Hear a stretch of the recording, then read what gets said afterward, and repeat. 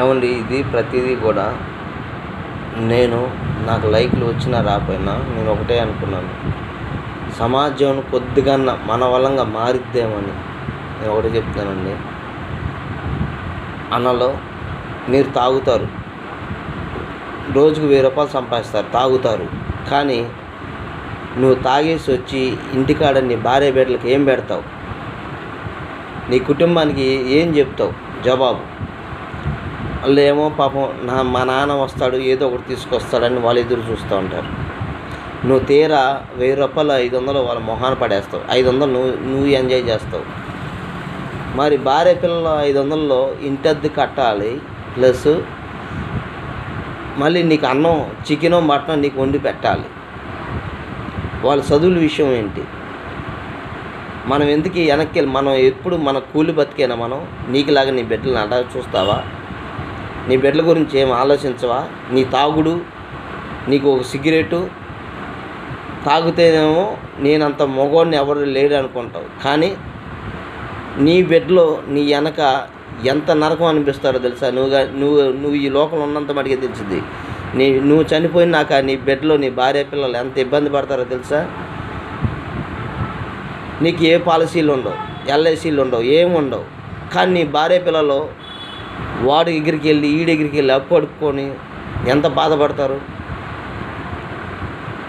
తెలుసు కూడా మేమేం చేయలేకపోతున్నాం. కాకపోతే మీ అంతగా మీరు నా కుటుంబం నా బిడ్డలో చదువు విషయంలో, ఎడ్యుకేషన్ విషయంలో ఎంత నిర్లక్ష్యం చేస్తున్నావు?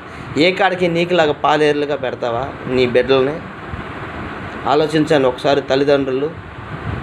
మీ ఆయన తాగి వస్తున్నాడు, నువ్వు ఒక 2 రోజులు అన్నం పెట్టుకుని ఉండు. మీ ఆయనకి మార్చలేవా నువ్వు? ఇప్పుడు ఏదైనా చీర కావాలంటే ఎట్టా అడిగి తీసుకుంటున్నావు నువ్వు నీ భర్తని? మరి తాగుడు ఎందుకు మార్చలేకపోతున్నావు? నీ బిడ్డలని ఎందుకు సజ్జించలేకపోతున్నారు మీరు? ప్రతి కూడా జ్ఞాపకం చేసుకోండి. మన బతుకు మన పిల్లలకు రాకూడదంటే ఎడ్యుకేషన్లో ముందు ఉండాలి మనం. ప్రతి ఒక్కళ్ళు వాళ్ళ సమాజంలో ప్రతి ఒక్కళ్ళు ఇదొక చదువు లేకుండా 10,000కి 12,000కి చాకరీ చేస్తారు. ఎంతకాలం ఊరిగిన చేస్తారు? నీ బిడ్డల ఊరిగిన చేస్తూనే ఉంటారా? నా బాధ అర్థం చేసుకోండి. ఎందుకంటే నాకు 40 పైనే ఉన్నాయి, 45 ఉన్నాయి నాకు. నేను ఇప్పుడు ఆ వయసులో నేను చదువుకుని ఉంటే ఈరోజు నేను ఏదో ఒకటే సాధించేవాడిని. కానీ నాకు ఇంత మటుకి సెల్ ఫోన్ నెంబర్లు కొన్ని గుర్తుండవు.